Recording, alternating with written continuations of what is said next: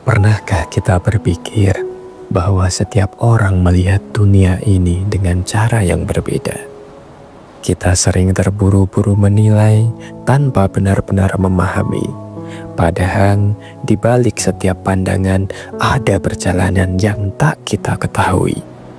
Maka sebelum menilai, mari belajar menghargai, karena dunia ini bukan hanya tentang kita, tapi tentang bagaimana kita hidup bersama. Mengaji hening bersama Dr. Fahrudin Faiz. Mari kita simak. Kita itu sering usil dengan cara hidup orang, pandangan hidup orang, gaya hidup orang. Kita menggunakan kerangka berpikir kita untuk memvonis dia. Kita dan orang lain itu harus ditegaskan bahwa kita ini berbeda. Jadi orang lain itu punya jati dirinya sendiri, punya cara hidupnya sendiri, punya cara pandangnya sendiri. Nah, ini yang sering dilupakan orang. Sekarang kita lihat, kenapa sih etik jenis tanggung jawab ini penting? Jadi etika tanggung jawab ini dalam pikirannya Levinas adalah jawaban atas kecenderungan manusia yang egois. Manusia itu cenderung egois, yang dipikir selalu dirinya sendiri dulu. Kalau guru saya dulu kalau memberi ilustrasi, contohnya manusia itu selalu egois. Kalau pas nonton foto bareng-bareng, kalian kan selalu nyari diri kalian sendiri dulu, iya kan? Jadi kamu mesti nyari fotoku dulu yang mana, kan tidak mungkin temanmu. Nah, itu ciri paling gampang bahwa orang itu egois, yang dipikir dirinya sendiri dulu.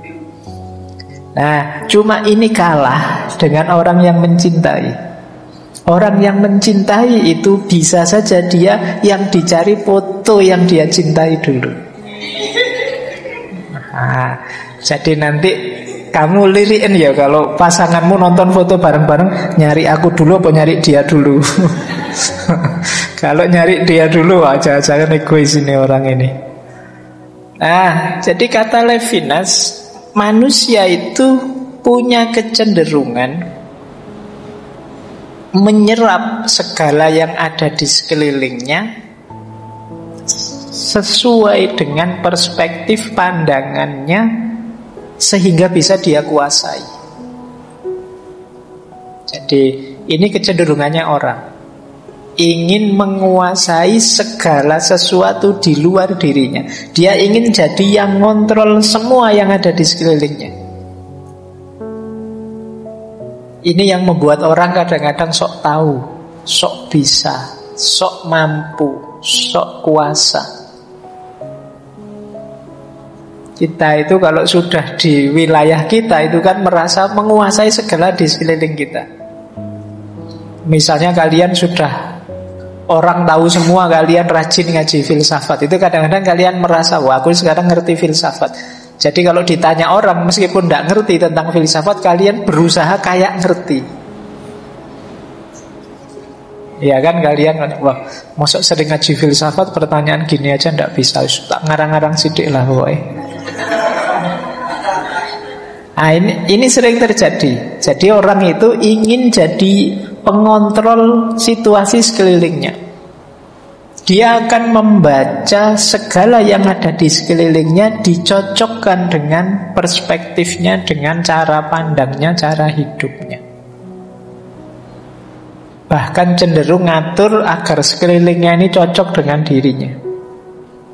Misalnya, wah ini warnanya jangan hijau, saya sukanya ungu besok takmir diganti ya, mumpung punya kuasa.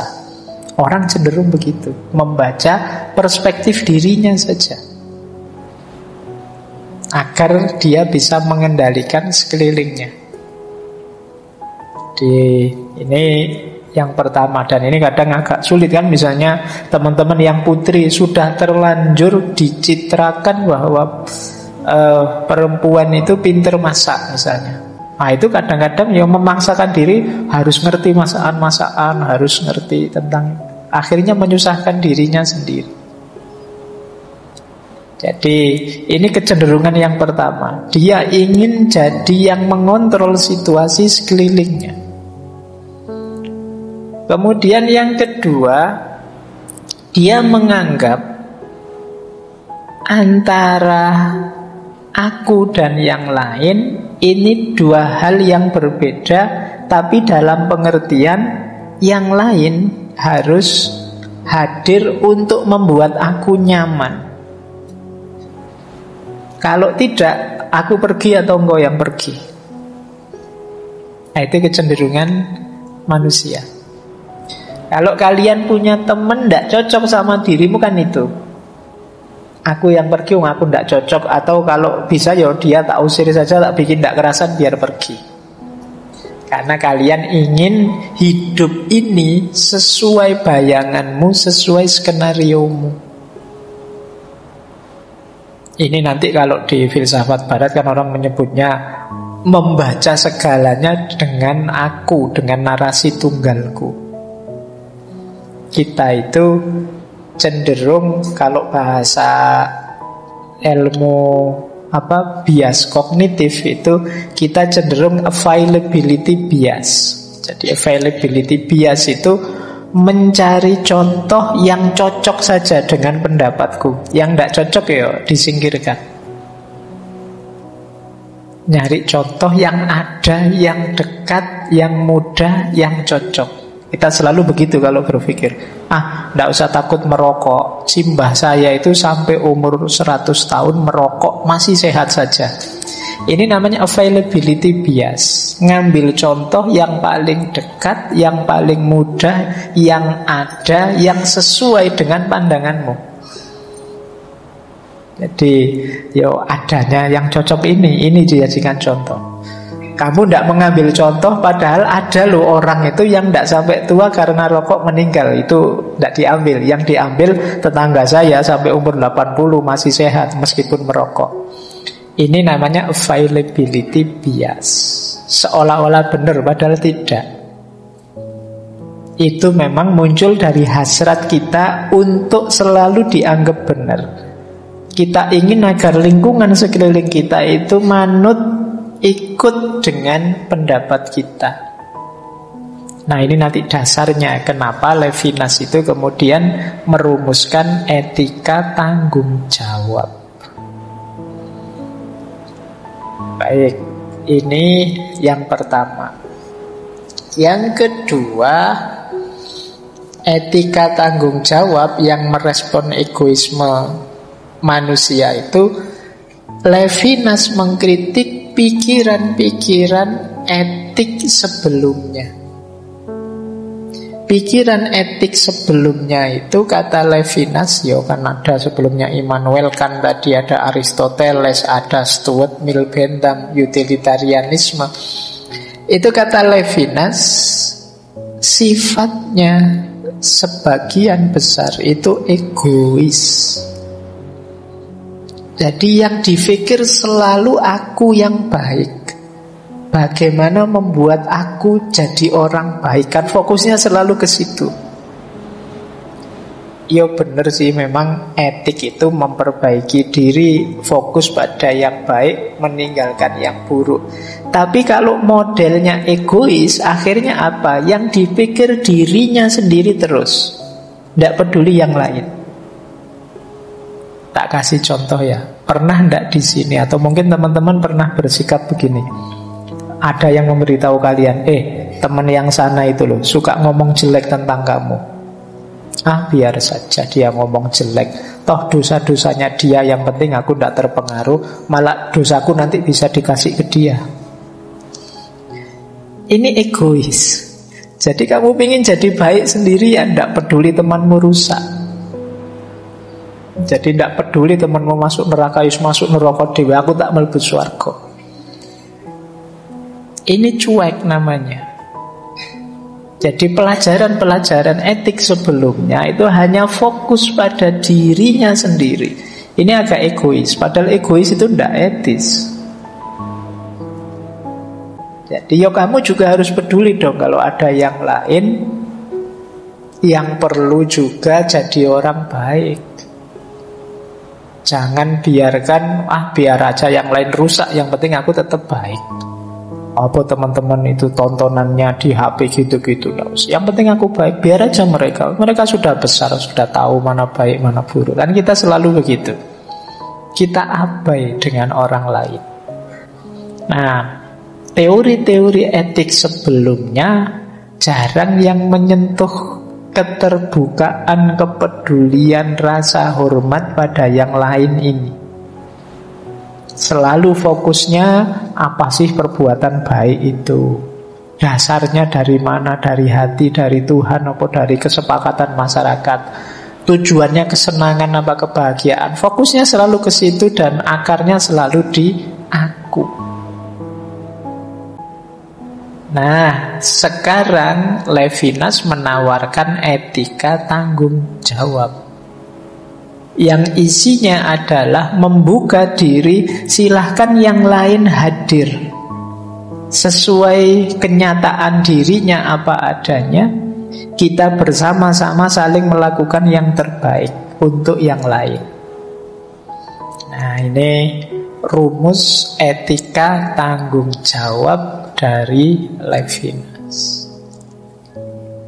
Baik, jadi ini sudah bisa mulai ditangkap yang diinginkan oleh Levinas dari gagasannya ini. Kita lanjutkan. Nah, ini tadi yang disebut etika wajah tadi, ethic of face. Jadi wajah itu ya bukan berarti yang kelihatan muka ini, maksudnya kehadiran orang lain. Jadi etika wajah itu begitu ada orang hadir di depan kita, itu kan kita dipaksa harus merespon. Kita kan tidak bisa diam saja. Di kamar misalnya kamu sedang asik-asik, tidak pakai baju, dengerin musik, santai-santai kelekaran, temenmu datang notok pintu, hadir wajahnya di depan wajahmu sekarang, itu etika wajah. Jadi ini kan menurut kamu respon, mungkin kamu cepat-cepat, waduh, ambil baju, musik dimatikan, sampah-sampah dibersihkan sebentar, terus kamu baru buka pintu karena hadir temanmu. Jadi kehadirannya dia menuntutmu harus melayani dia, merespon dia. Ini yang disebut etika wajah. Gitu loh. Jadi ya kayak kalian misalnya tadi kesini misalnya bayangannya tidak ketemu temanmu yang itu, tiba-tiba ketemu, itu kan kamu harus merespon. Bayanganmu ngajinya mungkin gerimis-gerimis ini tidak banyak, waduh kok banyak orang, nah, mungkin kamu beda lagi. Bayanganmu macam-macam. Hadirnya orang lain itu mau tidak mau menuntut kita untuk merespon. Disinilah nanti akan diuji kita itu seorang yang beretika atau tidak. Ada orang yang sejak awal memang menutup diri, tidak menerima hadirnya yang lain. Itu orang-orang abai tadi, orang cuek tadi. Orang lain hadir peduli amat urusan-urusan dia sama saya urusanku. Aku dia. Ini tidak etis. Atau dia hadir di depanku harus ikut aturanku. Dia ada di depanku harus menyesuaikan dengan keinginanku. Dia akan aku nilai, aku baca sesuai perspektifku. Ini juga kalau versinya Levinas tidak etis. Kita memaksa dia untuk berubah sesuai dengan kacamata kita, atau kita menilai, memvonis dia dengan kacamata kita. Nah, inilah makanya etikanya disebut ethic of face, etika wajah. Karena ini kebalikannya kemarin di Sartre. Kalau Sartre itu kan hell is other people, orang lain itu neraka. Berarti apa? Orang lain ini menghalangi kebebasanku. Aku jadi tidak bebas gara-gara ada orang lain. Tapi di Levinas justru kunci kebaikanku sebagai manusia ada pada orang lain. Kita belum disebut baik kalau belum bisa baik pada orang lain. Jadi ini sama-sama filosof, sama-sama dari barat, tapi pikirannya bisa berbeda. Nah, ini yang sering saya bilang ya. Filsafat, gagasan-gagasan filosofis itu kita harus tahu menempatkannya secara pas. Manusia itu butuh bebas mengembangkan diri, merancang hidupnya, menentukan keinginannya, yang kadang-kadang dihalangi oleh orang lain. Saya ingin duduk paling depan, tapi sudah didului teman-teman, akhirnya tidak bisa. Saya ingin duduk paling belakang, yang depan sudah kosong, terpaksa harus ke depan. Nah, ini kan orang lain menghalangiku. Kayak di kampus itu kan biasanya yang penuh kursi belakang duluan. Nah, kamu mau masuk kelas, saya nanti duduk di belakang saja. Begitu masuk, lu sudah penuh yang belakang, terpaksa harus duduk di depan. Itu kan bahasanya Sartre kan masuk hell is other people. Orang lain itu ternyata neraka ya. Akhirnya saya duduknya pas di depan dosennya. Aduh. Jadi kalau versinya Levinas ini enggak. Justru hadirnya orang lain adalah ujian bagi kita sejauh mana kita itu orang baik.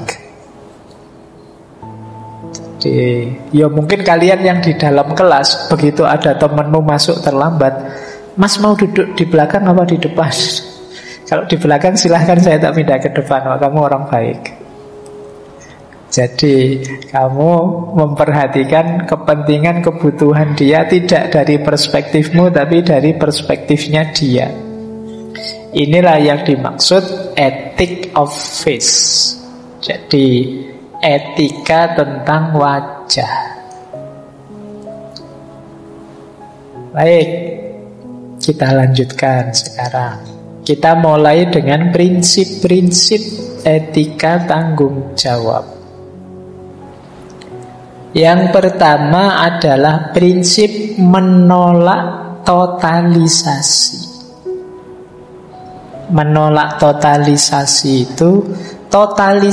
itu mudahnya menganggap semua orang sama dengan perspektif kita. Jadi kita tidak peduli dia mikirnya bagaimana. Pokoknya kita kategorikan dia sesuai pikiran kita. Kita menggunakan standar yang sama untuk semua orang. Ini namanya totalitas. Jadi kita mereduksi orang dalam kerangka pemikiran kita. Ini namanya totalitas.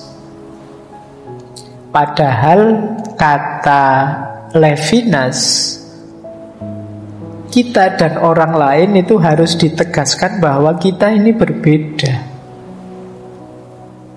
Jadi orang lain itu punya jati dirinya sendiri, punya keinginannya sendiri.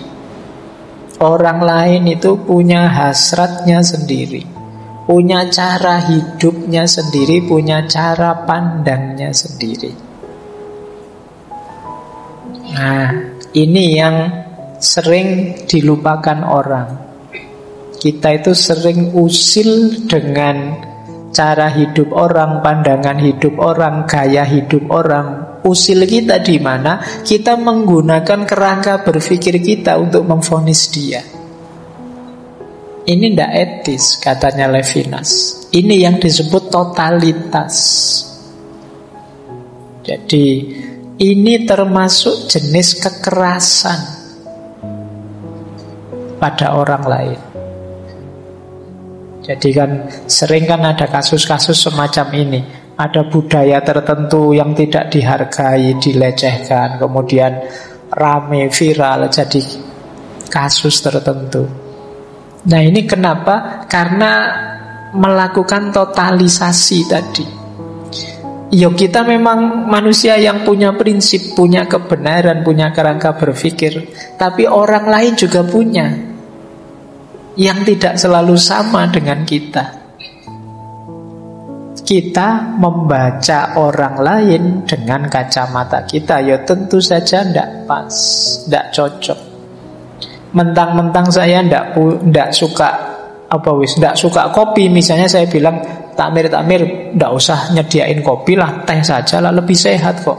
Atau air putih saja lah ya minggu depan, air putih itu lebih sehat. Dokter juga bilang begitu. Ini namanya totalisasi. Memperlakukan orang lain secara sama, semuanya dengan perspektif kita yang satu itu. Ini namanya totalisasi. Mari semuanya mengikuti saya ngaji filsafat. Ngaji filsafat ini penting loh. Ini nanti misalnya itu promosi. Nah, ini juga kalau tidak mempertimbangkan masing-masing orang bisa masuk totalisasi. Apa iya semua orang butuh filsafat misalnya? Apa iya semua orang punya passion di situ misalnya? Oh, tapi ini penting kok Pak. Ini induknya semua ilmu, ibunya semua ilmu. Kita sering promosi begitu. Ya, boleh saja kita menjelaskan begitu, tapi kalau kita memaksakan orang harus begitu, namanya totalisasi. Untung itu tidak ada yang tanya kalau ibunya filsafat, bapaknya siapa. Kok punya anak banyak sekali ilmu-ilmu. Oke, jadi prinsip pertama ini berarti apa? Orang yang melakukan totalisasi itu tidak etis. Jadi kalau kalian menilai orang, menjudge orang hanya dengan perspektifmu saja dan kamu anggap semua orang itu sama, itulah totalisasi. Nah, semoga teman-teman mulai paham sekarang arahnya etika tanggung jawab ini. Jadi bertanggung jawab tidak berarti kita memaksakan pandangan kita, perspektif kita, keinginan kita sebagai sama dengan pandangan, perspektif, keinginannya orang lain. Bahkan termasuk mungkin nanti pada anak-anak kita, pada saudara, tetangga, murid, mahasiswa kita. Jangan melakukan totalisasi. Yang kedua, transendensi. Kalau totalisasi tadi mungkin lebih menghargai dia. Kalau transendensi ini bahkan lebih jauh dari itu. Jadi, aku keluar dari diriku tidak sekedar untuk menyeberang. Menyeberang itu trans, tapi juga untuk naik. Makanya istilahnya transendensi. Naik maksudnya apa? Naik menuju yang lain. Berarti apa? Sekarang aku melayani yang lain sesuai keinginannya, sesuai kebutuhannya, sesuai yang baik menurut dia. Ini namanya transendensi. Transendensi itu ya seperti tadi, kita memposisi. Kenapa disebut naik? Karena orang lain ini kita posisikan di atas kita. Kita melayani dia dalam tanda petik. Jadi ya kayak tadi loh, ada temenmu ke kamarmu misalnya, kamu padahal tadi mendengarkan musik kesukaanmu, tapi begitu dia masuk, kamu tanya, kamu senengnya musik apa? Oh, kalau saya sukanya koplo. Wah, ini baru murotal diajak koplo. Misalnya, lo itu terus, ya sudah, biar kamu seneng, tak sebentar tak setelin koplo lah. Ini namanya transendensi. Jadi kamu melayani dia, kamu posisikan dirimu di posisi dia. Ini orang baik. Kalau kamu punya teman begitu kan kamu menyebutnya teman yang baik. Ini yang dilupakan oleh para filosof. Baik itu ya berhubungan dengan orang lain, tidak hanya di luhurnya konsep atau kesenangan yang diperoleh, Tapi sejauh mana seseorang bisa mentransendensi dirinya di hadapan yang lain. Jadi kalian memposisikan dirimu tinggi. Jadi tinggi dalam arti setinggi orang lain yang ada di depanmu. Kamu melayani dia, hadir untuk dia. Ini prinsip kedua. Prinsip ketiga, etika tanggung jawab itu hubungan yang asimetris.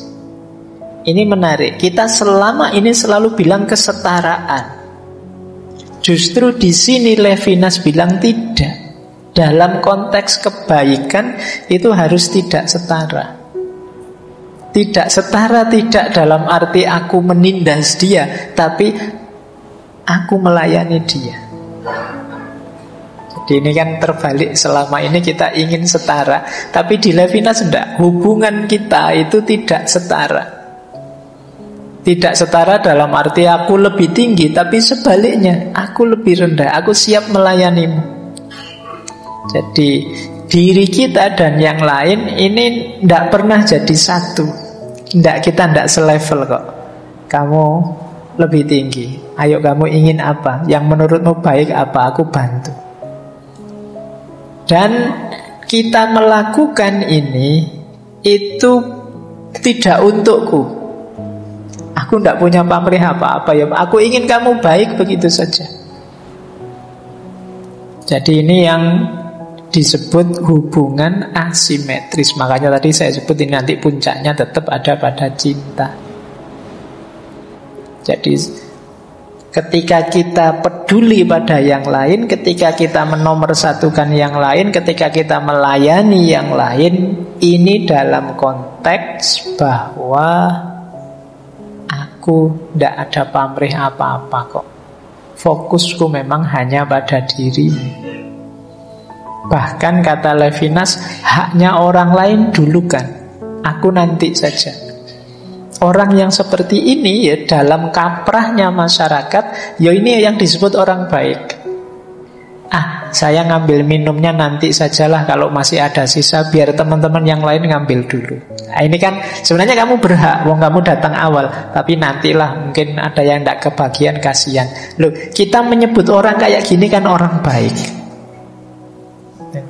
Kamu tidak peduli kepentinganmu, tapi kamu dulukan kepentingannya orang lain.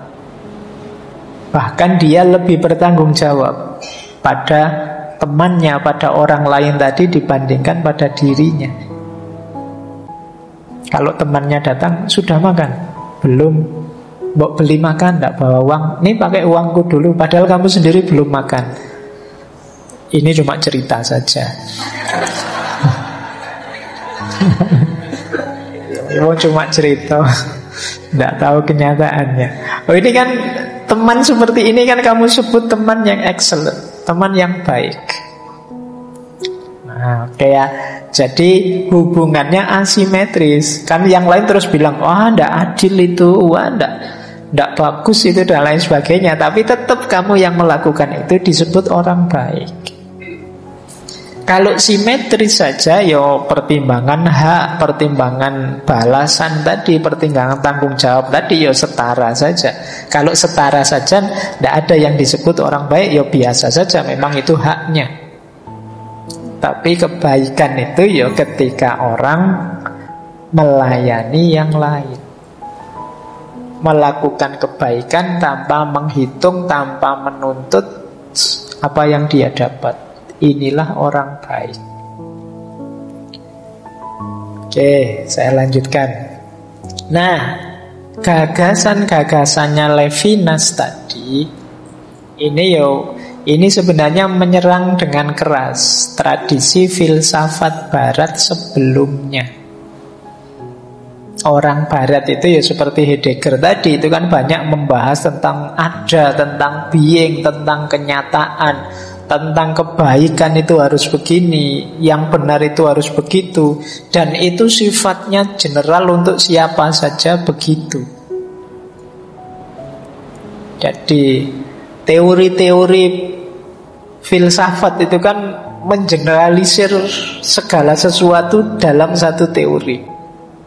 Dianggapnya semua manusia itu sama.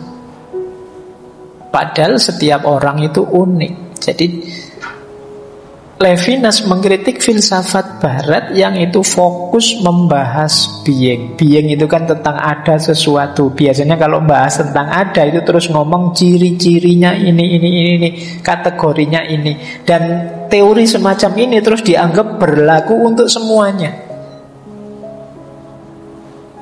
Manusia itu cirinya 1, 2, 3, 4. Nah terus siapapun yang punya ciri ini baru disebut manusia. Kalau ada yang kurang, yang tidak, ya tidak.